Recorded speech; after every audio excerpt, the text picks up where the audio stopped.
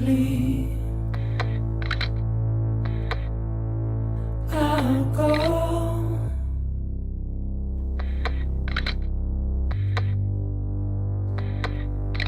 To take this head on. Soon I'll come around.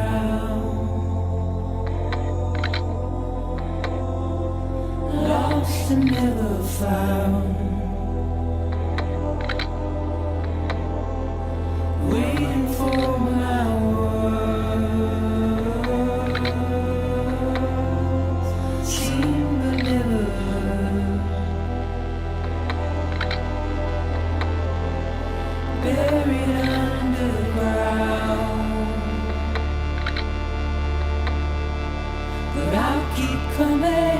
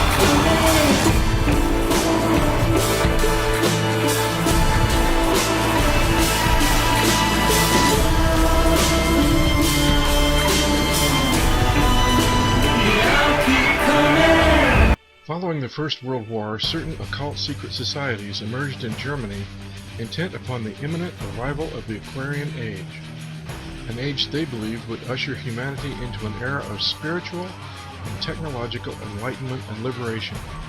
Members of these occult societies also believed that ancient lost civilizations once possessed technologies, long since forgotten to our modern understanding, that allowed them mastery of the seas and the skies and even interstellar space travel. Inspiration to rediscover such wondrous skills sprang from the pages of a novel published in 1871 by Rosicrucian author Edward Bulwer Lytton, entitled The Coming Race. Lytton tells the tale of an intrepid explorer who discovers an advanced race of humans living within a vast subterranean world who call themselves Vrilya. These beings had formerly been surface dwellers until a global catastrophe not unlike the Old Testament flood forced them to take refuge deep in the earth. The survival of this marvelous society was facilitated by their application of a force they referred to as Vril, or, as Bulwer Lytton wrote, I should call it electricity, except that it comprehends in its manifold branches other forces of nature to which, in our scientific nomenclature, differing names are assigned, such as magnetism, galvanism, etc. These people consider that in Vril they have arrived at the unity in natural energetic agencies which has been conjectured by many philosophers above ground. It was supposed by some that Lytton's book was not altogether a work of fiction. As a student of arcane mysteries, he was privy to secrets that lost Lemurian and Atlantean artifacts still existed in clandestine caches hidden away in Tibet and the Gobi Desert. And indeed, ancient Sanskrit texts from India tell of great civilizations that flourished before the Great Flood that possessed technologies beyond the understanding of modern science. The epic poem Samarangana Sutradhara makes tantalizing reference to the construction of amazing flying machines. Strong and durable must the body of the Vimana be made, like a great flying bird of light material. Inside, one must put the Mercury engine with its iron heating apparatus underneath. By means of power latent in the Mercury, which sets the driving whirlwind in motion, a man sitting inside may travel a great distance in the sky. The movements of the Vimana are such that it can vertically ascend, vertically descend, or move slanting forwards and backwards. With the help of machines, human beings can fly through the air, and heavenly beings can come down to Earth. German Oriental scholars and occultists of the Thule and Vril societies regarded such ancient myths as greatly significant, and during the lull between the First and Second World Wars, diligent efforts were put forth to seek out the source of this legendary energy and harness it as a viable technological reality. At the very heart of the Vril legend was a striking beauty named Maria Orsic. This gifted medium was leader of the Vrilerinnen, a team of psychic girls serving the Vril Gesellschaft, who characteristically wore their hair in long horsetails, contrary to the popular bobbed hairstyles of that era. The ladies of the Vril actually claimed their occult contact with beings from beyond. Presumably through a telepathic form of automatic writing, Maria Orsic made contact with an off-world civilization which was offering just the kind of alternative technology the German secret societies were looking for. As the legend goes, a fateful meeting was held in 1919 at an old hunting lodge near Berchtesgaden, where Maria Orsic presented to a small group assembled from the Thule, Vril, and Black Sun societies telepathic messages she claimed to have received from an extraterrestrial civilization existing in the distant Aldebaran star system, 68 light-years away in the constellation of Taurus. One set of Maria's channeled transmissions was found to be in a German secret Templar script unknown to her. A second series of transmissions appeared to be written in an ancient Eastern language, which Babylonian scholars within the Thule group recognized as ancient Sumerian. Maria Orsic, along with Sigrun, another of the Vril Society's female mediums, began the task of translating these transmissions. It is worth noting here that the Vril Society traced its philosophical origins back to a secret Bavarian Gnostic Templar order, styling itself as the Lords of the Black Stone, founded in 1221, an order steeped in ancient Babylonian and Sumerian theologies. Members of this Templar group displayed the winged bull for their symbol, an obvious reference to Taurus, and according to the order's archives, successful contact with beings from the Aldebaran star system may have occurred during the Middle Ages. If indeed a high-tech civilization actually existed in the Aldebaran star system, what would account for their possible motivation to assist the Vril group and Germany to develop advanced technologies? Researcher Wendell Stevens tells us that, rather than a militant gesture of aid to aggressive Nazis, the Aldebarans perceived an economic disparity in Earth cultures that fueled perpetual wars and conflict. To alleviate this disparity, the Aldebarans reasoned that by offering free energy technologies used to create affordable mass transportation devices, a new innovative generation of industries promoting prosperity and greater peaceful interaction between nations might result, thus diminishing violent wars. Clearly such a plan resonated with the members of the Vril Society and their dream for a utopian new world based on alternative science. Upon studying these otherworldly designs, Dr. W. O. Schumann and his associates from the University of Munich and the Thule Society realized the channeling actually contained viable physics. By Christmas of 1943, medium Maria Orsic of the Vril Gesellschaft claimed that subsequent transmissions from Aldebaran revealed there were 2 habitable planets orbiting that star, and that the ancient Mesopotamian civilization of Sumeria was linked to earlier colonies of Aldebaran explorers. The seers discovered that the Aldebaran written language was identical to that of the Sumerians, and was phonetically similar to that of spoken German. It was also revealed that a secret known to the ancient Sumerians, that in a regular 3,600-year cycle, the surface of planet Earth is devastated by the passing of a dwarf star, which is companion to our solar system.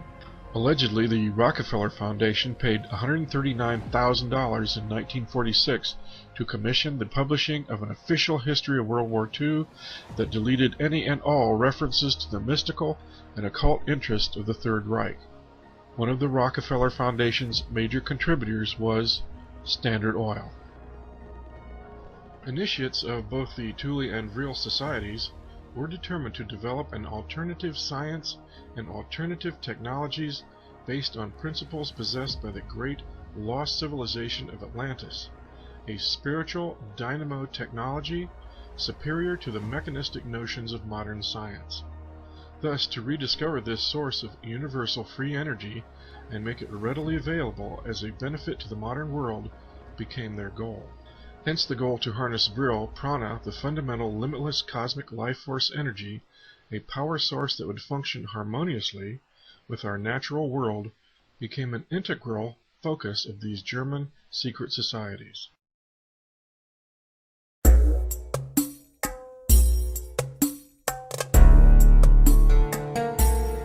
What is the inner earth?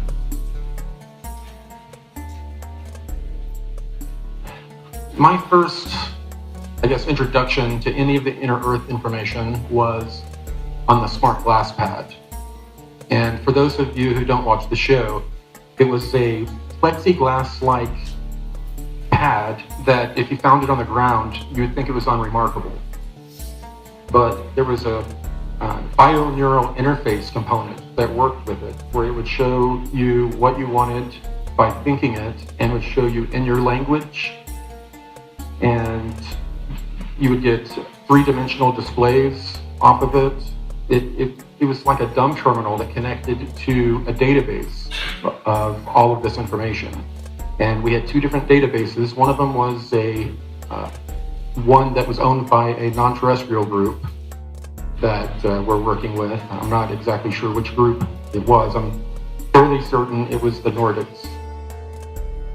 And then we have the database that you connect to that is just the military information, nothing off-world, other than what we've gleaned on our own. So a lot of the time I spent on the research vessel, it was quite boring. I was either wiping down the walls, setting up or breaking down modular rooms for different experiments. So we would get a lot of time to look at these smart glass pads, and for some reason the inner earth stuff got my attention. I really liked it. And there was a decent amount of information, but it was only probably in the late 70s that some of these beings that were connecting to military types, they were saying they were from a different star system, and it turned out that many of them came from below the earth, and they were just telling us that for operational security, so we wouldn't, come down and ruin the good thing they have going. And as it states, we had access to a lot of very high-tech data. I was not super scientific minded, so I stuck to the outline information more than I did the actual scientific papers, which I would tend to get lost in. There are major cavern networks all around the earth. A lot of these have to do with the creation of geothermal activity, like lava tunnels. Some of them are quite large. Others come from rift systems that have been exploited by non-terrestrials many thousands of years ago, and they had connected rift systems with tunnels that they created. And this was the ancient builder race that disappeared, and since then different non-terrestrial groups, inner earth groups, and military groups have been exploiting the same underground waterways, and some areas the size of Texas that are open underground. Some of them are so large that condensation builds up, they have rain, they have misty type clouds. The art that I've had depicted, you cannot recreate the feeling of when you walk into a giant cavern and look around, and there's no way that you can really depict the size of these caverns. Amazing. Most of the cavern network that are used by non-terrestrials and humans alike are at the most usually about 40 miles deep, or less, within 20 to 40 miles. Interestingly enough, there is some sort of UN law, just like if you go out in the middle of the ocean, you're in international territory where certain laws don't apply. They've written laws like that for space, but also if you go a certain depth in the earth, after you get in a certain miles deep, you're in international territory. You're not, if you went directly below somewhere in Texas, I can't remember how many miles it is, but once you get to a certain point, you're not considered to be in America anymore, and American laws do not apply. That's why they do a lot of their unacknowledged, as Stephen Greer has said, programs is another way of saying illegal. They're not legal. So people that are bound to keep secrets in unacknowledged programs, these are illegal programs, and they shouldn't be held accountable for leaking that information, in my opinion.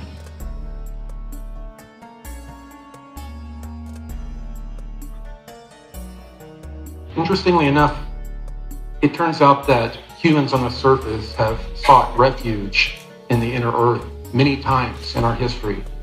Some of the documentation that I saw on the smart glass pad and imagery that was shown were sort of ancient Aztec looking structures that had been abandoned long ago that were inside these caverns, not super deep, fairly close to the surface, where it was obvious that thousands of people had lived there for a protracted amount of time, most likely to allow the surface to return to normal. And what I later found out was that different inner earth groups, different non-terrestrial groups, were rescuing groups of people on the surface and bringing them under. And it was part of this grand genetic experiment. There were over 22 different genetic experiments going on the planet. So they are protecting their experiment, their investment. It's kind of like doing an emergency backup so that they don't have to start over again. They found a lot of interesting life below ground. Most of it's been, a lot of it's been reported, but there are some that it would seem like a sci-fi movie. Giant, not exactly mushroom looking, but fungus that give off blue light. Some of them give off like an orange light, green light. There are all these different types of plant-like and fungus-like life forms down there that actually give off light. They'll break down dead material, or some of them actually break down the walls and themselves and pull minerals out of the cave walls.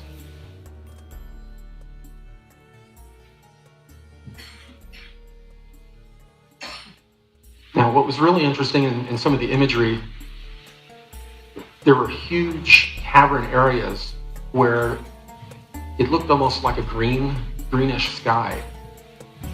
But what it turns out is that all along the ceiling was this lichen-type matted material that was absorbing the rock, it turning as a waste material, putting out bioluminescent light.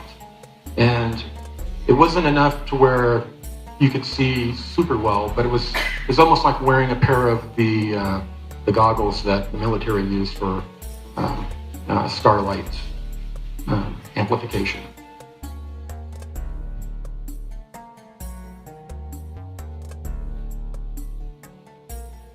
Of course, we're going to find all the things that slither and crawl down there, and most of them are either blind or have zero pigment in them at all, which I don't think is very surprising. Yeah, the salamanders look really nasty, don't they?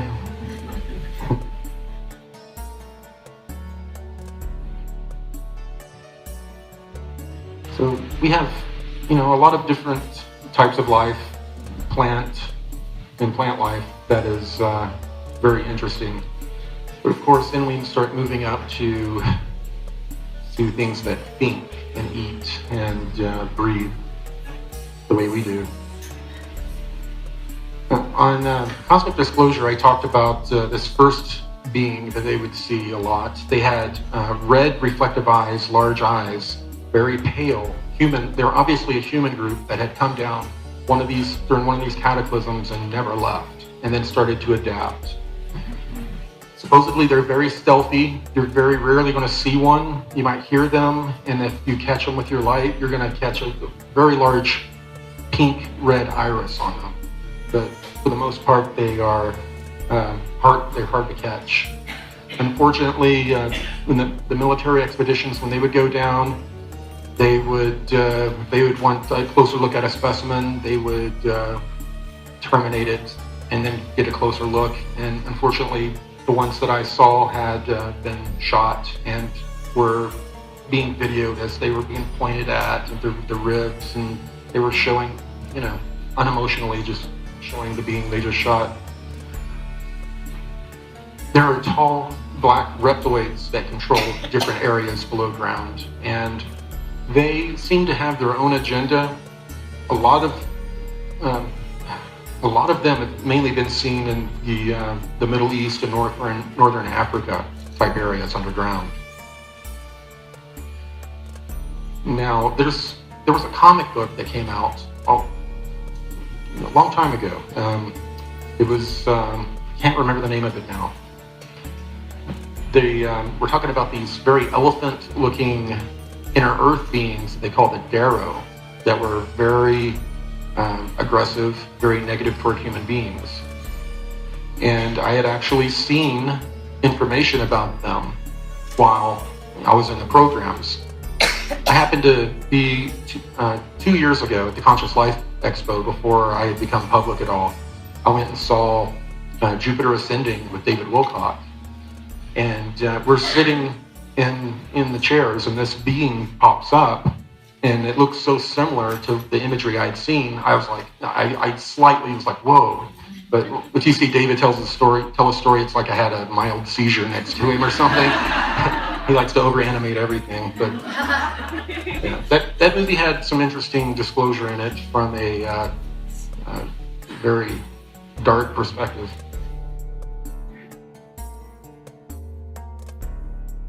So what is the Hollow Earth? This is a story that's been around for a long time. It's not new by any means. What was often believed was that we had a center sun.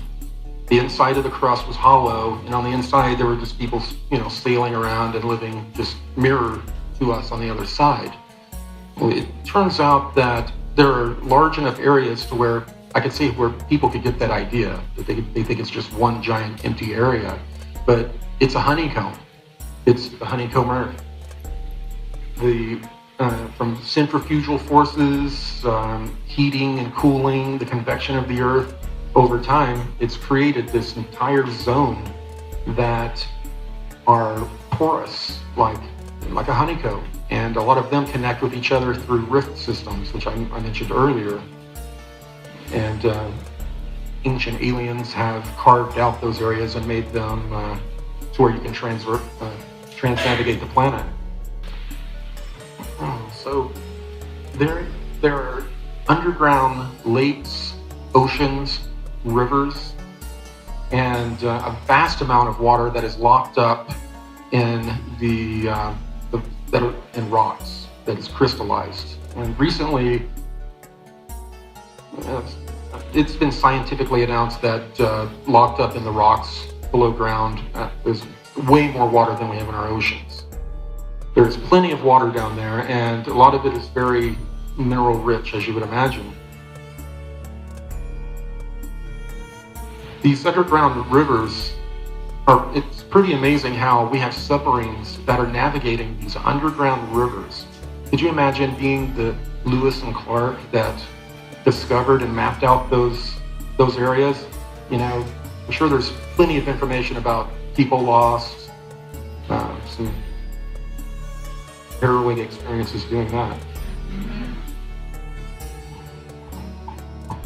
The legend of Agartha, it really became popular during the 1930s and 40s. The Germans loved it. I guess that area of Europe. And they didn't think of it as a fanciful story. They believed it to be fact.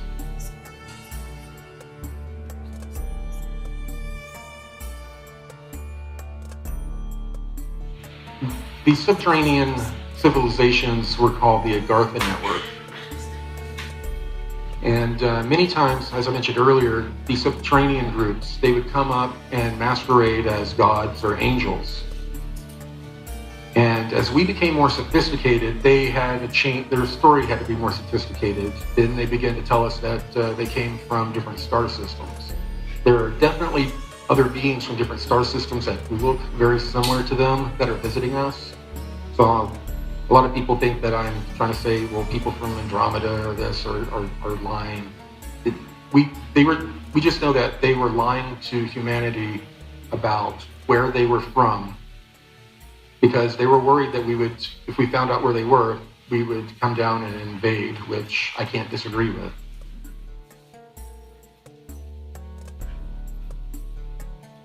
And of course, the Agarthan UFOs, they're called the Silver Fleet, which is interesting. One of the groups that I met that were associated with the Anshar, they have a fleet that they call the Silver Fleet. I don't know if it's the same or not. Admiral Byrd he's been a character that has been brought up all throughout the Inner Earth type of stories, and also anything that had to do with, the Germans being down in Antarctica setting up bases. So you can't really talk about the subject without bringing up Admiral Byrd.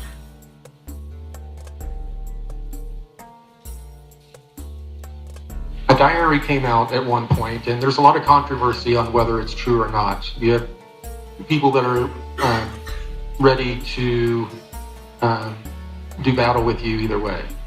So I do know that in the programs that they stated that that part of his information was not accurate, that he had an actual diary that talked about, that should come out someday, and after full disclosure, that talked about moment to moment everything that occurred on this trip down during Operation High Jump. But according to, and it's interesting that in recent excavations, I'm getting ahead of myself, that they're finding prehistoric animals down in Antarctica.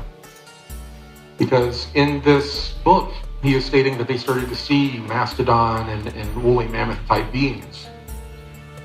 So there has to be some sort of truth or information seated in this diary that is giving us some information that we should pay attention to, at least.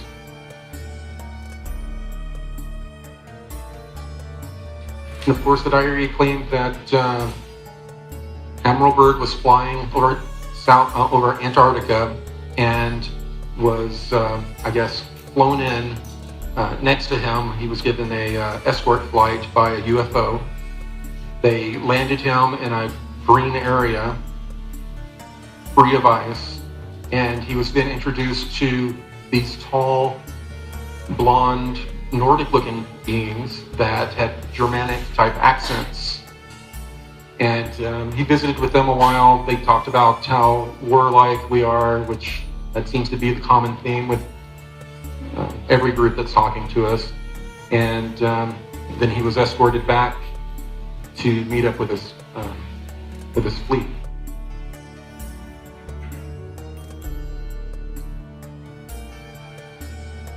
I guess everyone's heard about the Nazis, and they were obsessed with the ancient information and how it could tie in to them and their conquest. They were going all through the Himalayas, going to these monasteries that hadn't seen another human being other than the people watching it in hundreds of years, went in with their machine guns and looted the places, and came out with some very interesting scrolls that looked exactly like a schematic for making spacecraft.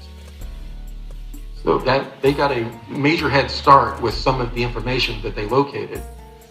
Now, while they were there, they found out that, and they're interrogating these priests and monks, they found out that these monks were claiming to be in contact with an inner earth group, and that they were protecting their secrets, and it seems that finally the Germans were able to, through these people, meet these inner earth groups that very well, a lot of people think they're the inner earth groups, but I'm pretty certain that it's this Nordic group, this ET Nordic group that's been trying to work against the reptilians for millennia for not necessarily control of the earth, but to try to help us fight back.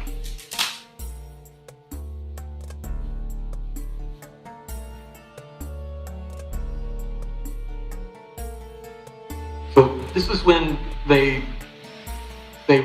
Germans really started to meet with this inner earth group, or this Agarthan group. It was right around the same time that they also started to meet with the reptilians. And the reptilians were happier to give them more militaristic type of information and provide a place for them in Antarctica to move as the war winded down.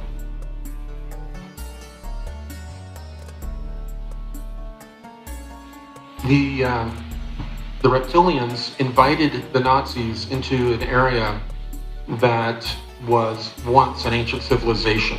The Germans moved right in. They were cataloging the information that they were finding, but they were just mainly worried about setting up a submarine military base very quickly for the fleeing elite of Germany.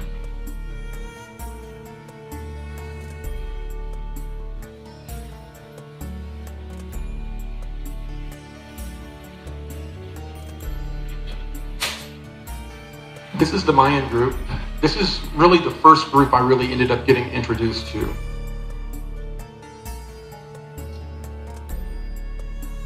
They fly in large cylindrical vessels that were pretty much carved out of the inside of a mountain or deep in the earth and teleported out into space. So if you were in one walking around, it does not look that technological. You see stone walls, you feel like you're in a cave. And then every once in a while you'll see something strange, like something floating off the ground, kind of slowly turning, that has symbols on it that obviously looks technological.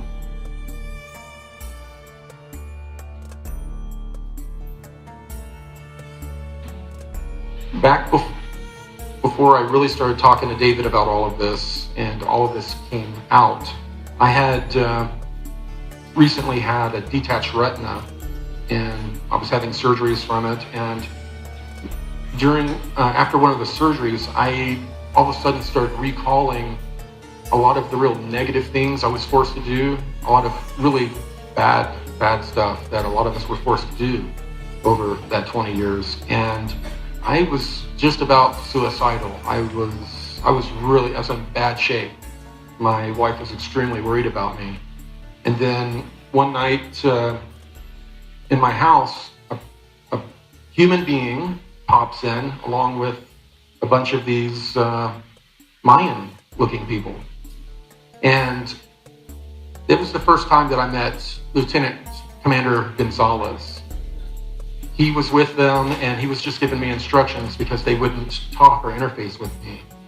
They brought me up to this ship and put a halo device on my head, and they used their technology, their healing technology, to help me, I guess, not really forget, but file away some of those memories. They told me there was no positive reason for me to have access to them at this point. And a lot of the other memories, somehow they removed the emotional charge associated with them. So I could have the memory and not have the flow of emotions that were associated with it. This helped me quite a bit. If they hadn't done that, I never would have gotten to the point to where I would have been able to, talk so openly about this information.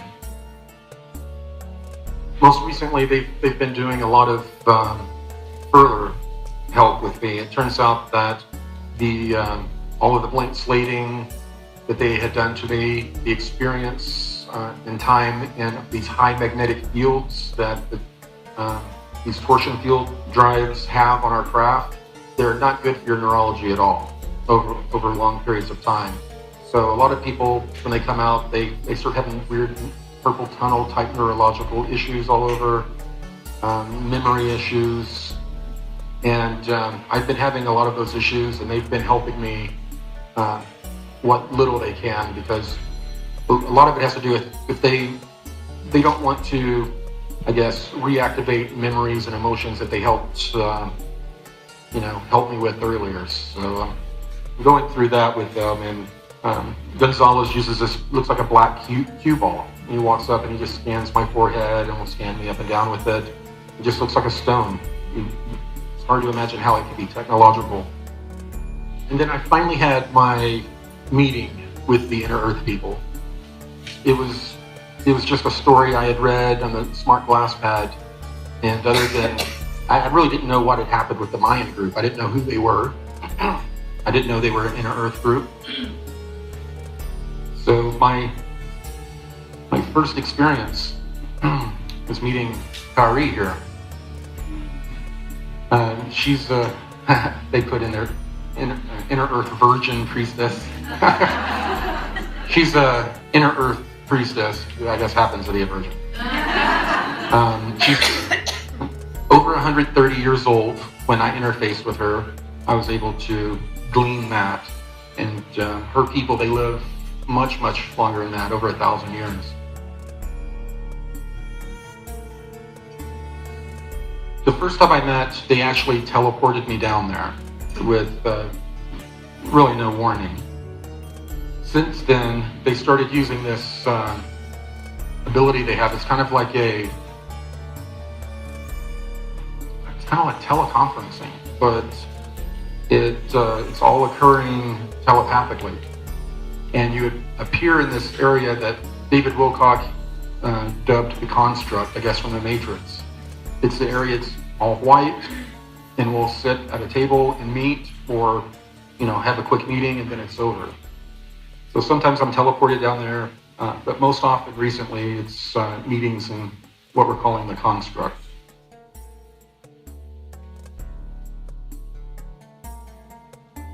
I met 7 different groups when I was down the first time, and the fact that these 7 groups were coming together was unprecedented. They don't normally associate or work together, but a lot had been going on with people from Earth using new scalar type of weapons and striking deep in the Earth to try to get to them. And they were having some issues with some non-human groups that they do battle with from time to time, that things were starting to get hot for them. So they were meeting as sort of an emergency kind of meeting. And the Anshar group had a Saturn symbol that they wore. And depending which group they were, they had a different stone in each area of the amulet. There were some that looked very much like this, that had dark hair, and a completely different group that most of them they had blonde hair or sandy brown hair. And then the third group that Kari came from, that they were almost albino, completely white hair, and they had blue eyes, and they were all very pale. And their eyes are just barely larger than us. Every once in a while you see a person that has just very large eyes and they get your attention. I mean, it's only that mild of a difference. This group here, a lot of, since I've announced them and talked about them, a lot of people have had negative energy feelings from them. This group is mostly based, believe it or not, on Venus. And they have enclaves here on Earth as well, but they're sort of militaristic, and they're very serious about guarding the treasures on Venus. So that's that's what they do. But the other inner Earth groups seem to also, I wouldn't say didn't like them, but they didn't really seem to trust them. Kind of kept an eye on them.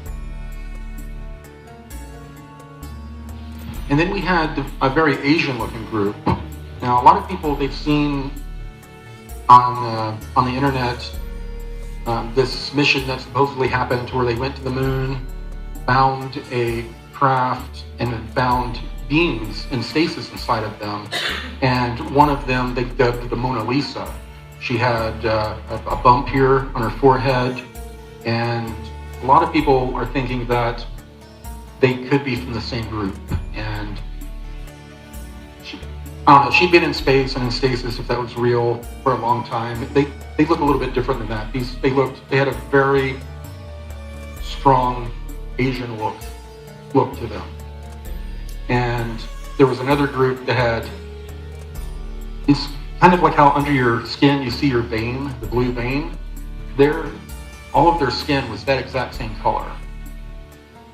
And they had more of a, kind of a look from like they were from India or that area.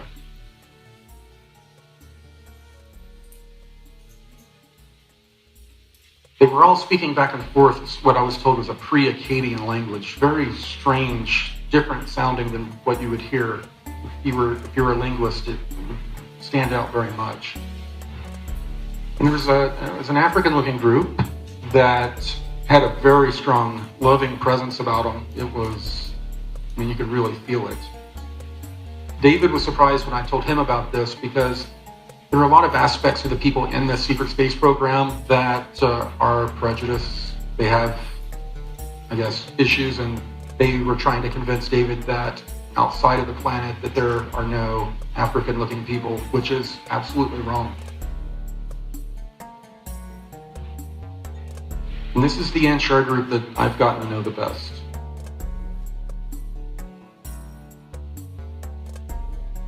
Here's the blonde-looking ones. Same amulet. This is the group here that they had a space fleet, or a fleet of spacecraft that are very formidable, that they call the Silver Fleet. And I have no idea if they are associated with the other groups that have a Silver Fleet. The Raptors are a group that seemed to be a holdover, or I guess when the dinosaurs had been removed from the planet for this mammalian experiment. Some of them had been pulled underground to be kept safe.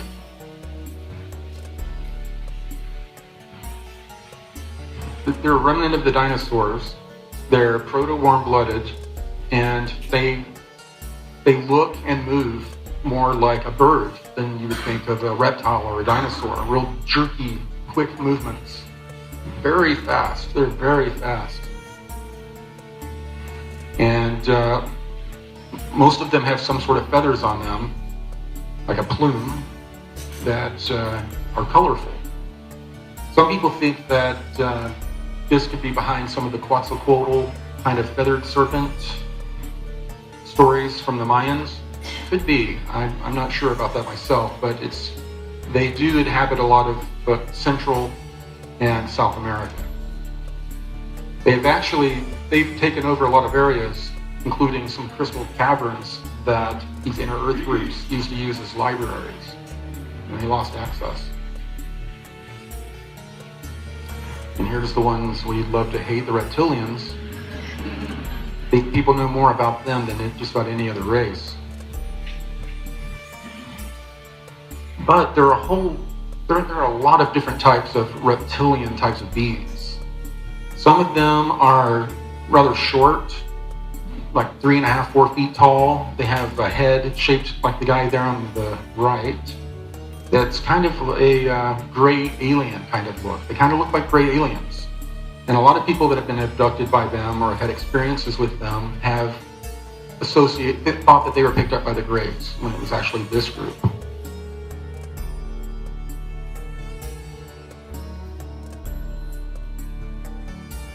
And of course we have the tall, white reptilians that are the royalty. These beings they're incredibly telepathic. Like, I've interfaced with a number of different types of beings, but nothing that, and I hate to use the word, but it almost seemed like a rape. They grab your mind, they force you to experience what they want you to experience, and it's a humiliating experience, and it drains you.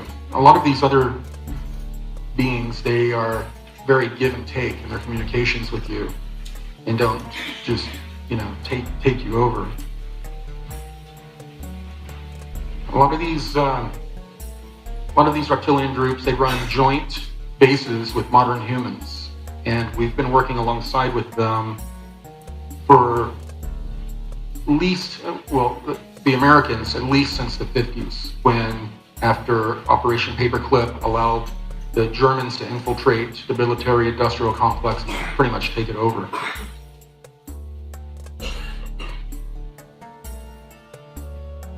So, as a part of the Inner Earth, I guess we're a part of the Inner Earth now.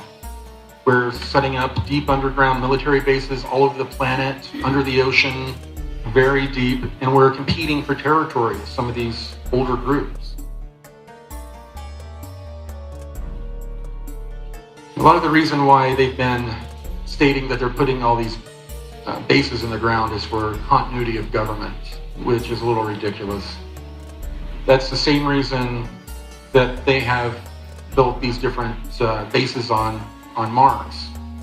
They state that they built these for continuity of species instead of continuity of government. If Earth was wiped out, they would have a genetic stock of humans to draw from. As I stated, all these unacknowledged projects go on.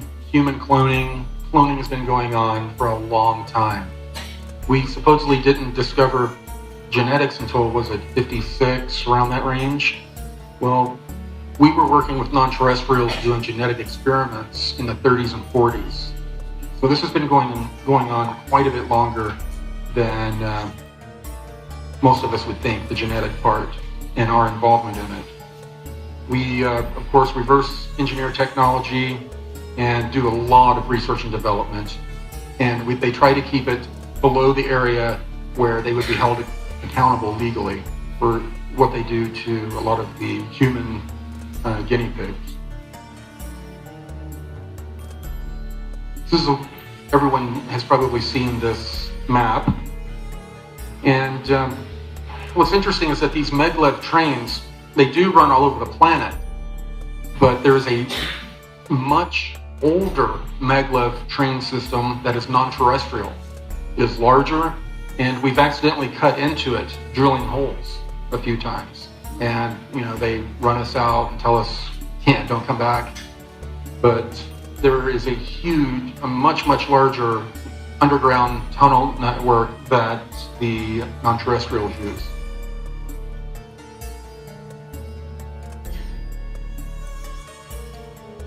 Recently, I received a report that I wasn't sure about, but David Wilcock talked to Pete Peterson, one of his insiders, and he seemed to back it up. After the election, a lot of these bases, FEMA-type bases, were supposed to be turned over and to the next administration's leadership.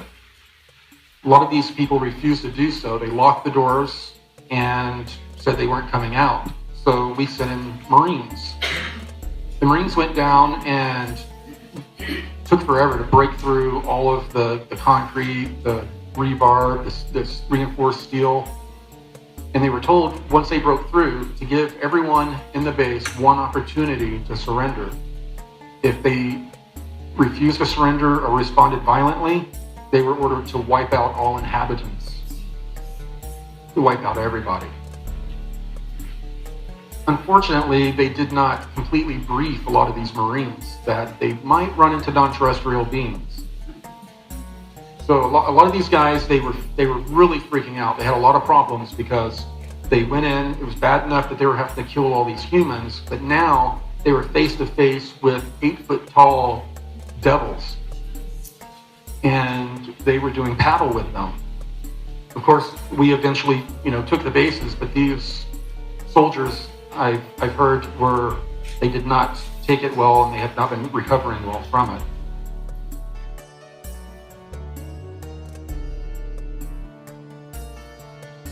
Talk about some of my lab experiences, and as I stated before, my lab, it stands for military abduction, and we're learning more and more about the programs. Everybody wants to lump them under MK Ultra or this or that. There are so many different types of programs that we really need to come up with a different term. My lab just doesn't seem to be accurate anymore.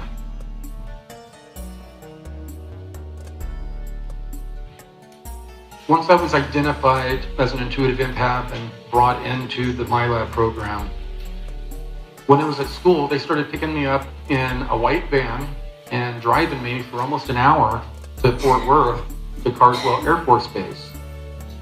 That base has a lot of history going back to even Roswell.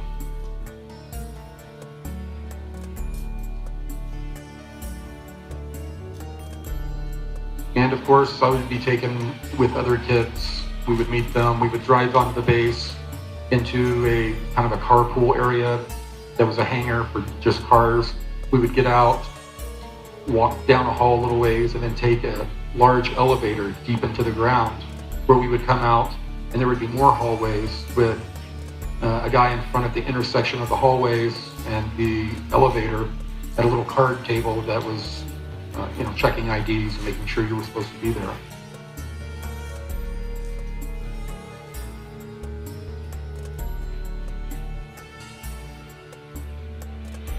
But, they had, and it didn't turn out that the base, the wing commander knew what was going on. I ended up talking to someone that served closely with him, and they didn't believe me, and then I described the base where I was driven, and they were shocked. The tunnels that I went to, they had been in them. They said they were they were built during the Cold War era, and they were shocked. At this point, this is when they started to acclimate us to extraterrestrials, and we're trying to deprogram this natural fight or flight response we have.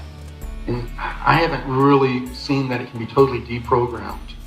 I mean, right now, if I'm not expecting a reptilian or one of these other beings to appear here, if one appears, I get overcome with a fight or flight response. And just about everyone does, especially if they don't look like what we would consider benevolent. We have a visceral reaction. They were trying to program that out of people as much as possible, and us as children especially. So they would put us in situations in the beginning to where they would give us virtual reality scenarios and then start introducing non-humans through that way, or we would come out of being under that type of technology, and when we went into the remote viewing session, or the augmented reality session, there would be like 3 or 4 guys sitting at a table. And then we would come out, and as they were unhooking us, you'd be looking around, and all of a sudden there would be a gray alien sitting at the table. And no one would say anything about it. They would just, get you all unhooked, and then you would walk out. And they started to acclimate us like that.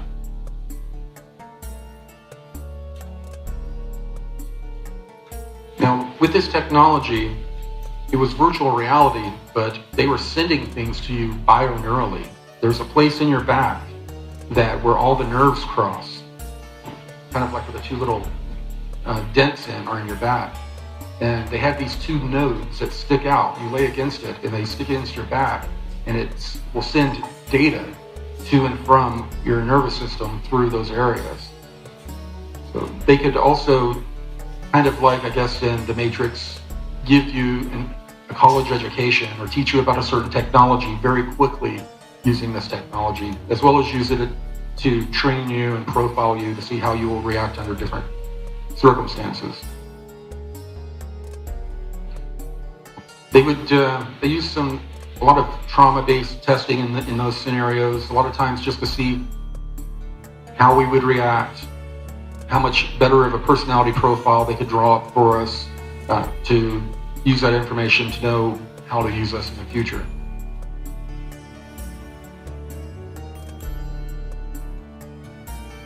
At one point, we were taken to a crystal cavern. We were first taken underground on the tram system to a location to where there were a number of submarines sitting in a cavern-looking area. They looked like regular submarines to me of the era. This would have been probably between 81 and 83. I was 11 to 13 years old. So they loaded us all in these different subs and took us down. And where we ended up at the time was miraculous. Since then, they've discovered similar looking caves. This one in Mexico, where these are huge crystals that have formed over millions of years. That it was about 140 degrees where we went, and they had us hooked up to instruments that monitored our health for several different reasons, as well as they had cameras. They had all types of different equipment in the room that were doing some sort of, they were measuring, trying to measure something, like electrically. And I told the story in Cosmic Disclosure about how they wanted us to try to interface or psychically connect with the crystals, that they warned us not to physically touch the crystals because the crystals could harm us or we could harm the crystals, that we were just to reach out to them. And when I did so, I started to see this pink kind of aura around the crystal, and I got a download. I really couldn't, it was just too much information for me to try to do a little stop in time to look at the picture. But when we were recently going over this information for the graphic novel, I remembered not really in the middle of all of this, but kind of back, was a very tall being in a similar suit we were in. I could just see this part of their eyes, but between the top of their lip and their forehead. And they had very large, pale blue eyes, and their skin was alabaster white. Interesting. I think some of the work that I'm doing with Gonzalez with my memory and trying to fix some of the neurological issues, I'm starting to trigger information that for some reason they didn't want me to have. It was beautiful. They were beautiful. And, we were told that these crystals they had a life force to them. And basically when we interfaced with them, we connected with them and were downloading information like a USB drive. And later the information was, I guess, downloaded out of us.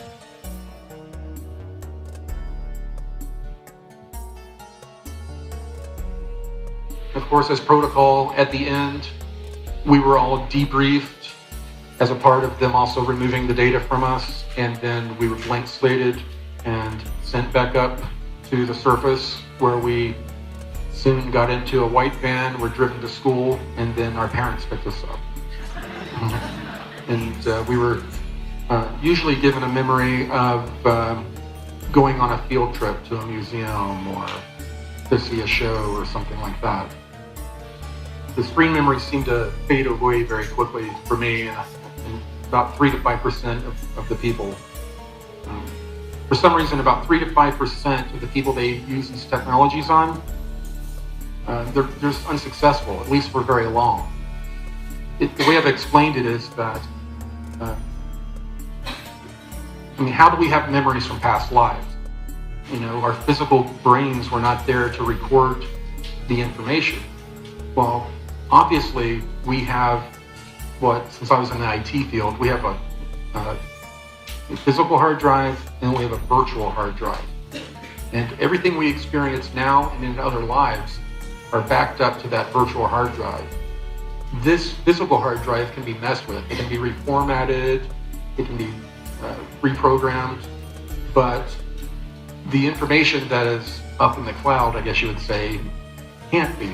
And if they remove information from your physical hard drive, there seems 3 to 5% of the intuitive empaths, there seems to be a automatic download or type of thing that occurs where the information starts coming back and they're unable to erase the information permanently. This is the first time I went down to the Anshar area down in the inner earth. I was brought down. There was a bright flash. I wasn't expecting it. I was laying down, and all of a sudden I find myself, I'm laying down on a floor in a completely different environment. All of a sudden it's cooler. I can smell and kind of taste minerals. I hear kind of echoey type of sounds. I was not where I was when I went to sleep. And I was in the middle of this room, and I saw people guarding doorways kind of off in the distance. And at that point, R.E.D, Gonzalez, and a small delegation approached me. And I was still pretty nervous.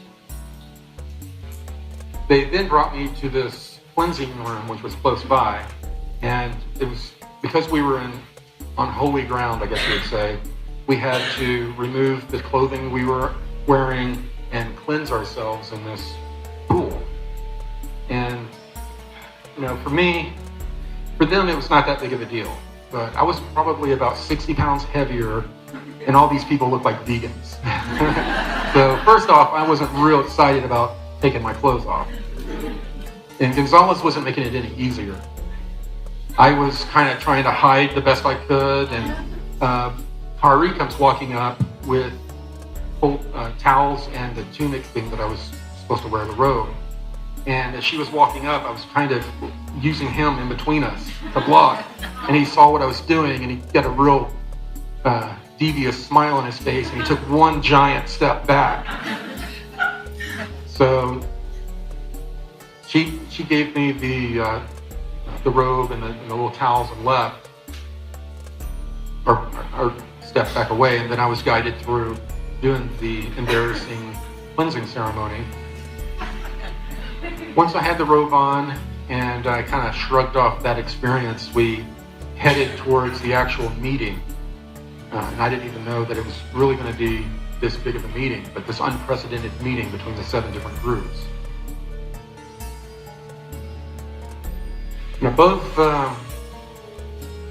the doorway in the main room, they had Vesica Pisces symbols above each doorway. And the little hole in the middle, it looked like you could stick a dowel piece of wood in there. It looked like it held something.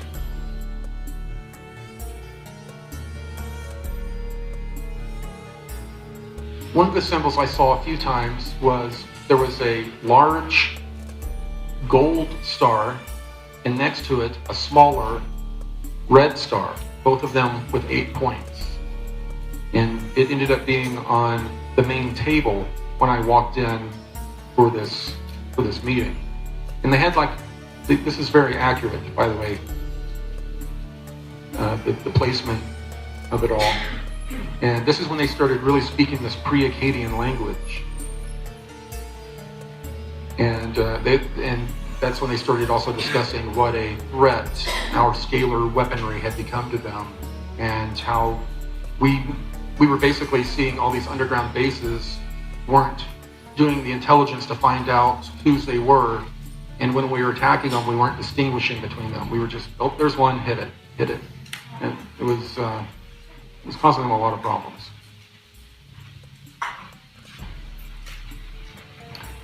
When I was taken to see the city, that's when I was blown away. I walk out of this area, and it's like when you walk up to a building for the first time and you find yourself looking straight up. It's the perspective is so quickly changed on you. It was like being on a different planet. There were some of these natural pillars that were in between the ceiling and the floor. And remember how big these pillars would have to be. You could fit Texas inside of this cavern. And there were lights, windows and lights, and looked like balconies all up and down this giant pillar. There were all of these craft that were flying around overhead as well, and they were just disappearing into the side of a wall as if they were just dematerializing and passing straight through.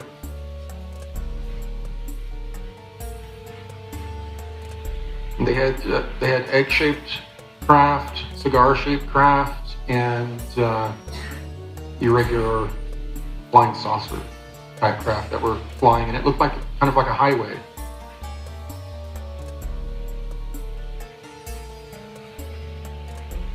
What was interesting were the giant buildings that just like domes of light. I didn't get close enough to see what they were, but they were very large, about the size of like a football stadium. They were very large. Later, I got to see this very similar type of scene. I was flown in one of the egg-shaped craft over the city and through the wall on a recent expedition. Well, what do the Anshar eat? They're definitely not carnivores. They very much into eating vegetables and fruit that are grown in a certain way, a very high vibratory way. It's interesting how important that is to them, having high vibratory food. When Thierry told me that was a very important part of this journey that most of us leave off. We'll work on the, somewhat on the physical part, but we'll work on the spiritual part. We don't realize that we hit a glass ceiling until we can get our physical bodies on the right vibration through what we're putting in it. This was a huge area. I mean, these crops were enough. I mean, they could feed millions of people.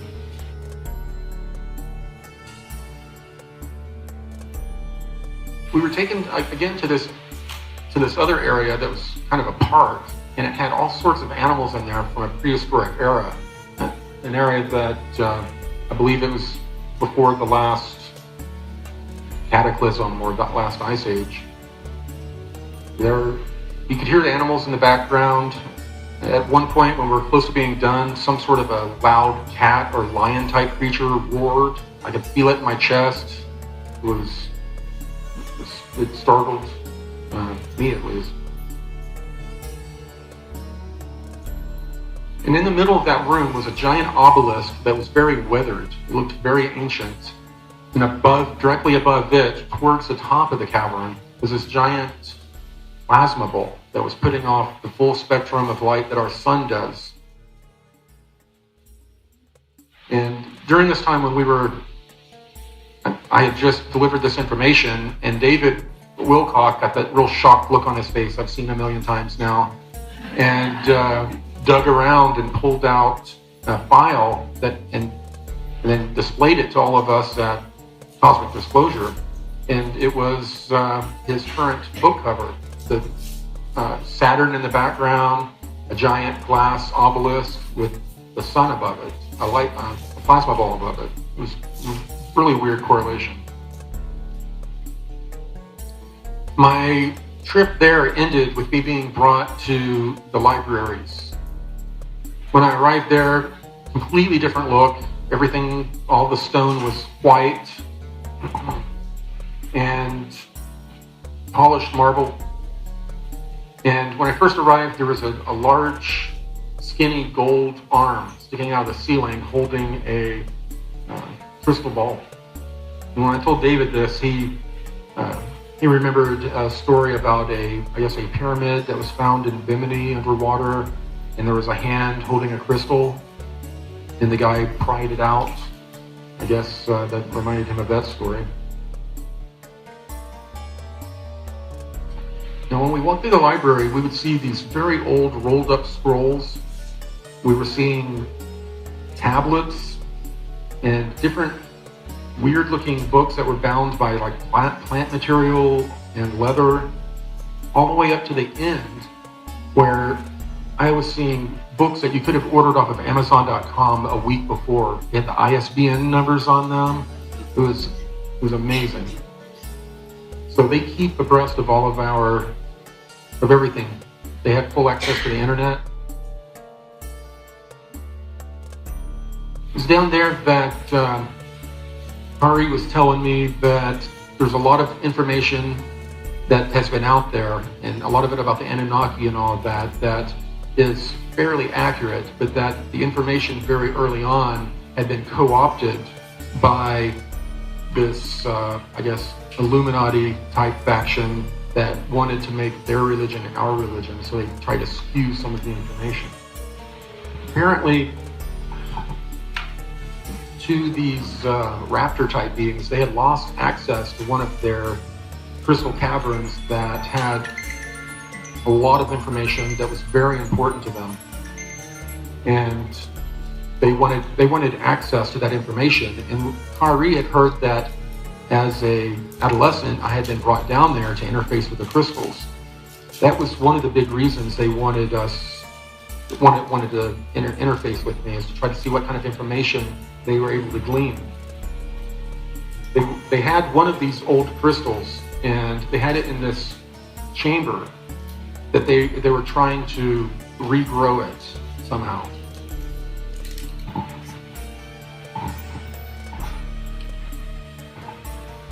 R.E. she had told me that she wanted to experience the memory I had of connecting with the crystals.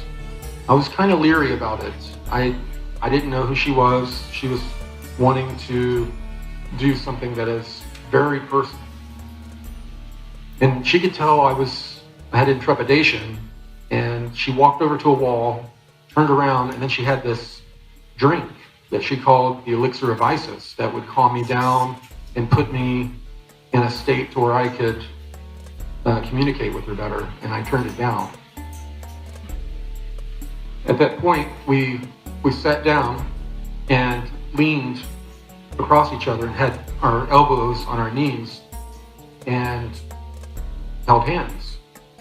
And at that moment, I felt as though I was pulled outside of my body towards the middle of where we were, and there was some sort of, I don't know, it's like a whirlwind going on, and I started seeing all these flashes of her life.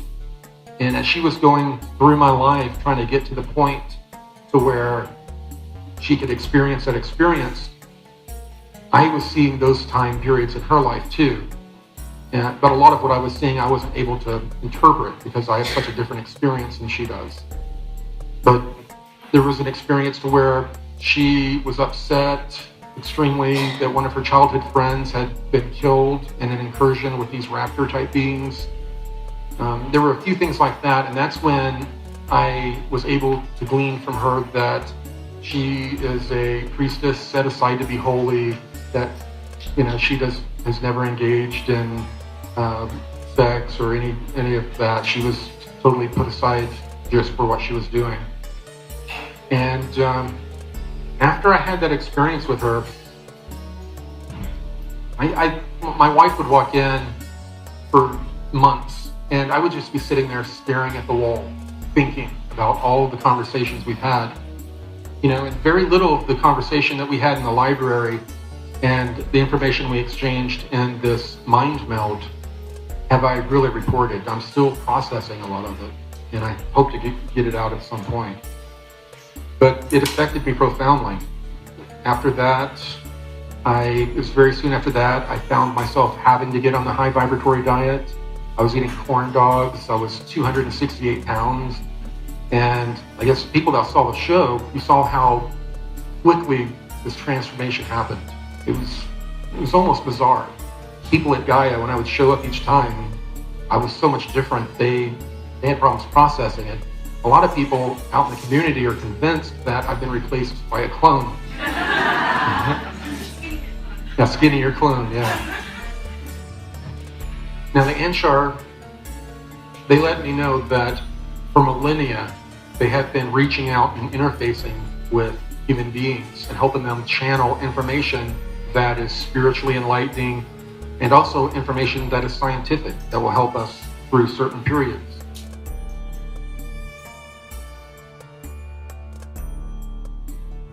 When I walked through this library area where all these people were kicked back in these egg-shaped chairs, it was, I don't know, it's surreal. You're walking, you see all these people kicked back, kind of like in meditation mode. A lot of people would love to see that here. But that's when it was explained to me that they reach out, they'll reach out, and a person usually will tell them who they're going to be in the session. Like a person will be there, and they'll come to them, and they'll be like, oh, are you blah, blah, blah, blah, blah, from their belief system? And usually they'll be like, okay, it's a positive figure. Sure, we'll roll with it. And then they start giving this positive spiritual information or technical information. And not just this group are reaching out. We're in telepathic communication with a lot of different beings, and a lot of them are these like archangel and beings that are in another realm, not physically with us.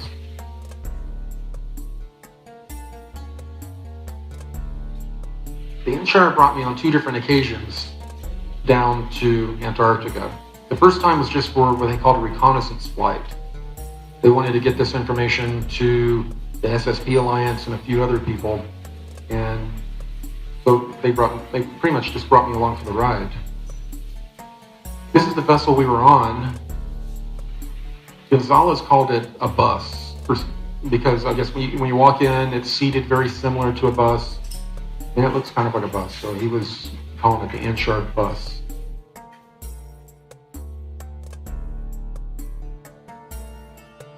Now, one of the interesting things I was shown is that directly below Antarctica, there is a huge kind of a cavern system that goes in under the water, and then it runs into the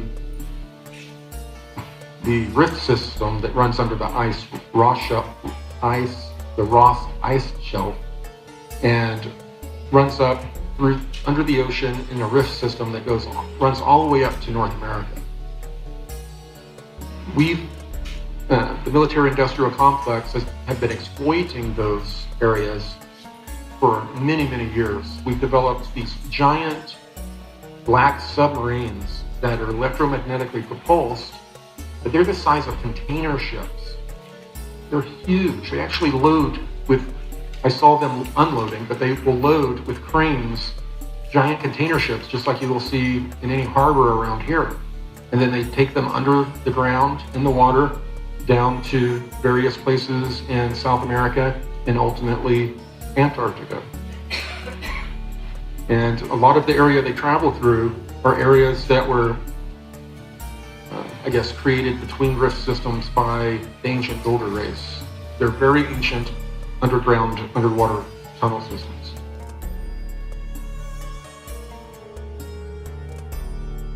As we were flown in, once I really realized that there was an industrial area under the ice, I learned that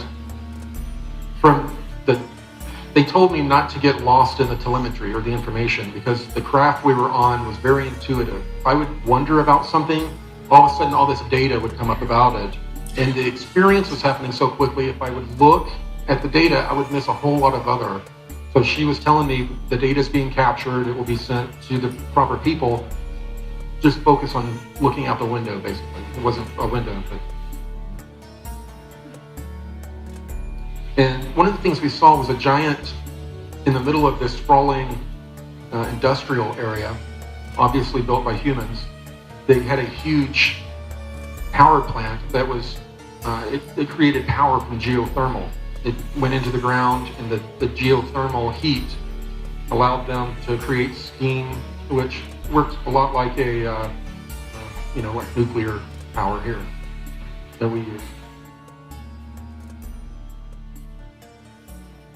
There were large buildings and structures. Like I said, mostly what was above ground there looked like a military type base and industrial, like they were building something and excavating something. I wasn't quite sure. A lot of the steam plumes were coming up from pools of water. The water was so hot that it was steaming that was coming out. And come to find out, that's what's creating a lot of these ice caverns, is the geothermal heat coming up. And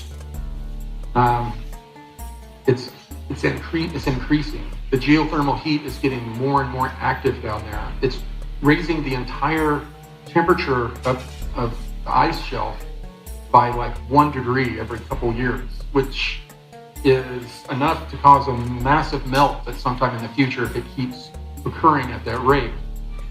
The excavation that we're doing underneath the ice is further destabilizing the ice. And it's a problem right now. It could cause some serious issues if a giant shelf broke off and fell in the water. It could cause tsunamis.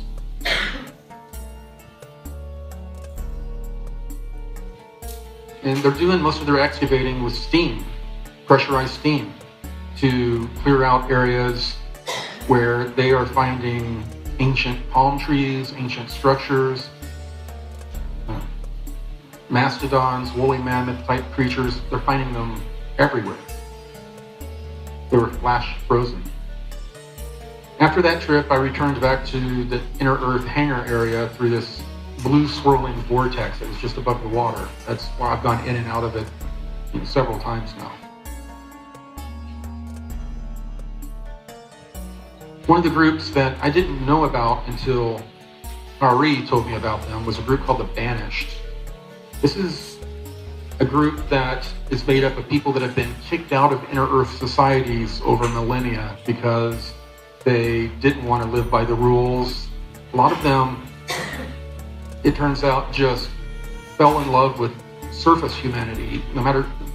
Even though we're going through these wild, crazy times and we're mostly misbehaving, something about us enamored them. And they came out and wanted to live amongst us and help us grow. But at the same time, they have service to self type agendas as well. So they're not seen as positive, more neutral.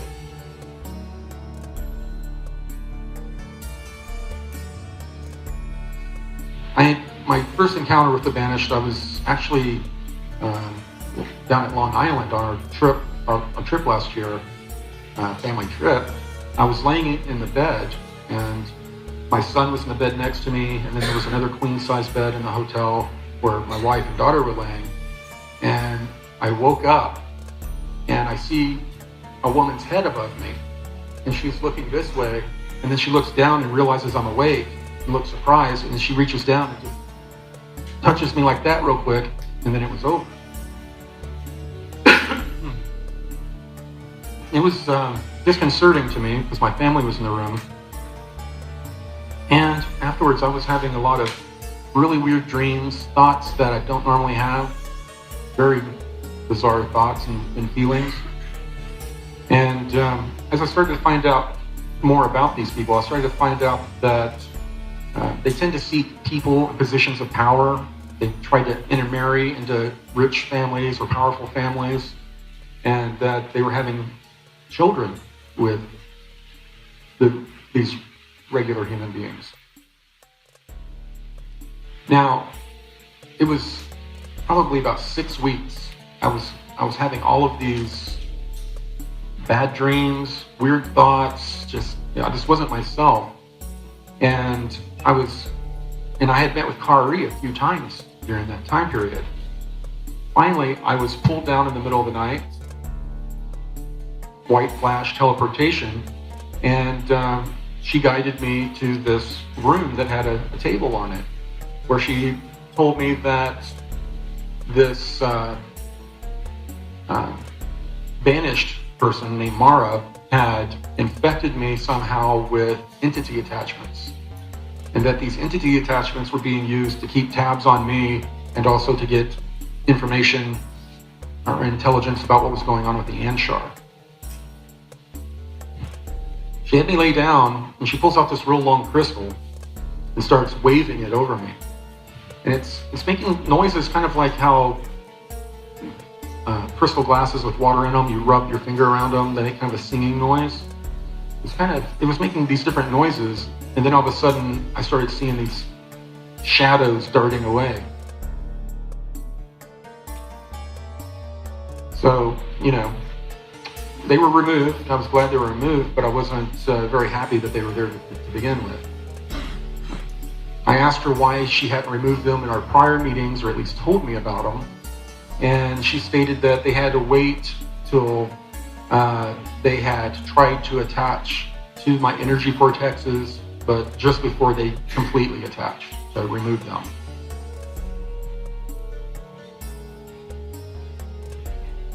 The most recent trip, I was taken down where Gonzalez was already waiting for me, and we were brought down to this different hangar. And this is the time when we got in one of these egg-shaped craft, and they just started flying us through the walls and over the city. I got to see that scene that you saw flying over the city and before we flew through another wall.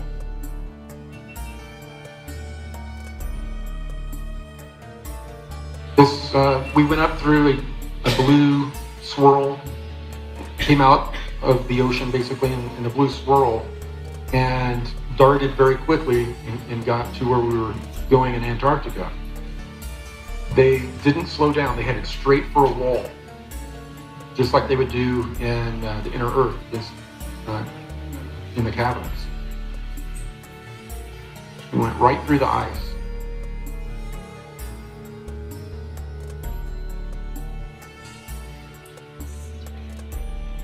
We ended up in a very similar area I'd been to before, a big giant cavern of ice, where about a football field or two away were a bunch of people steaming the ground, digging, and they didn't notice us. I don't know if we were cloaked or not. So R.E.D was with us, and two of the real tall Asian-looking inner Earth beings with the head of crystals under their head, under their forehead. And then Gonzalez and they had us put on these real fine mesh, almost like chain of mail suits. We would put them on, put the boots on, and they would just come together, just mesh together like one piece. And then they had us put on this thing that you put your head in through the front. It was kind of like a fencing mask. And it sealed up behind us, and then a screen lit up and you could see everything going on around you. It was really amazing. We could see all these bodies that were lined up pretty close to the snowbank that were of all different types. There were some of these, what I've described as the pre-Adamite types with the large skull, 12 to 14 foot tall. And it looked like the bodies had been through something incredible. Some of their arms were stretched out and wrapped around their torsos. They were pretty beat up. And there were different types of humans that were there too.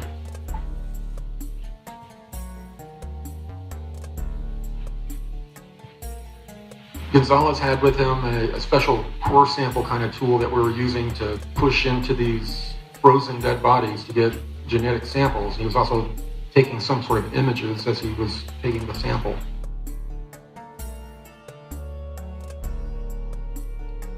One of the ones that I did a sample from was, there was a probably a little bit shorter than 5 foot tall being that was curled up, much like this. And they had a tail that was sticking out, kind of out and frozen. I could see the folds where the tail connects to the back. There were these weird, like, kind of folds of skin. And I had to stick the probe in there and get a genetic sample out for them. But was one of the interesting things is that people in those programs, they were calling this a Pompeii on ice because of the way these bodies were discovered. They were discovered in a very eerie, similar way to Pompeii.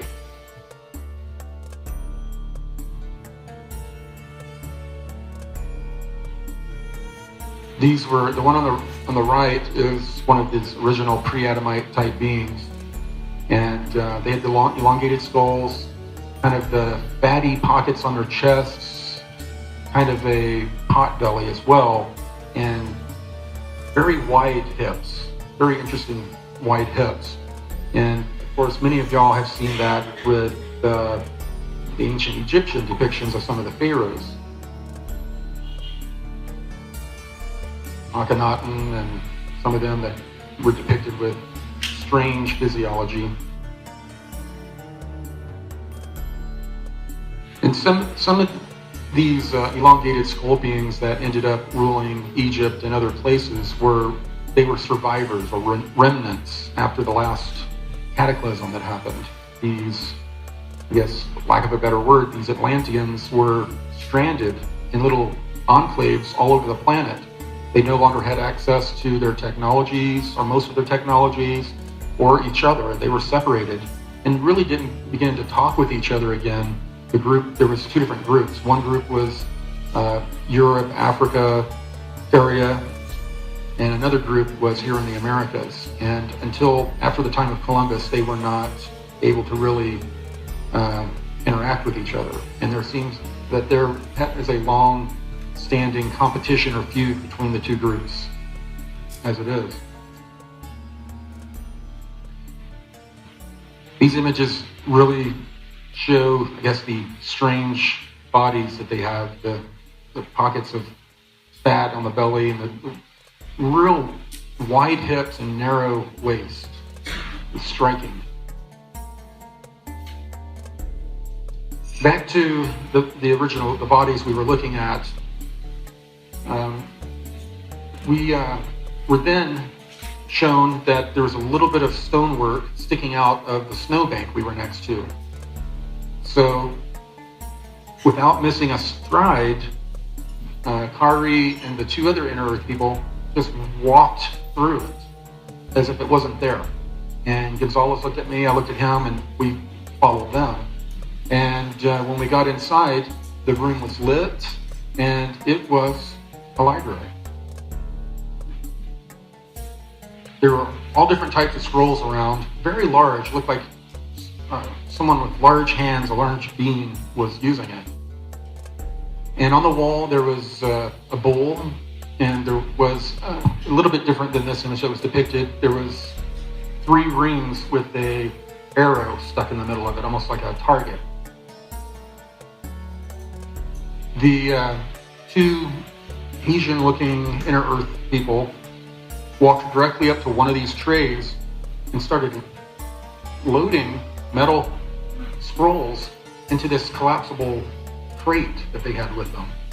And it was crinkling. It sounded a little bit like tin, but I was able to see one of them that had flopped open a little bit, and it looked like laser-etched symbols, all in it, laser-etched symbols. And to this day, I still don't know what type of intel or information it was, but obviously they wanted to remove it before that area was excavated.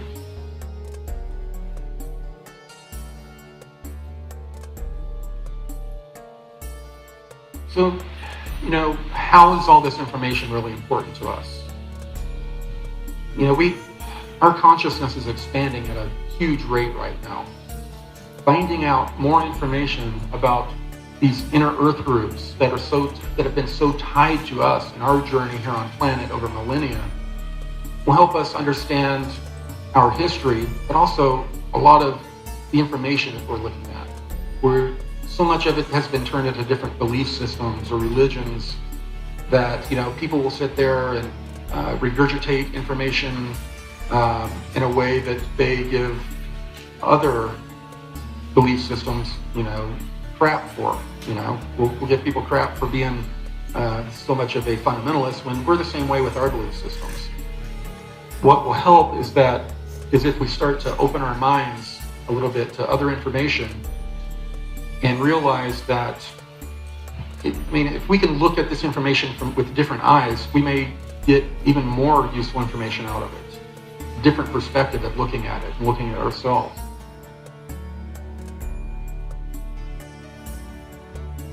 Of course, I have to talk about the graphic novel. Interestingly enough, when I was conversing with Tier Air, stated that all this is really great work. We're planting information to the seeds of consciousness, but they wanted not only me, but all other light workers out there to find a way to not just be preaching to the choir. The people I'm talking to here, you already have a propensity to believe some of this stuff, or believe a version of it.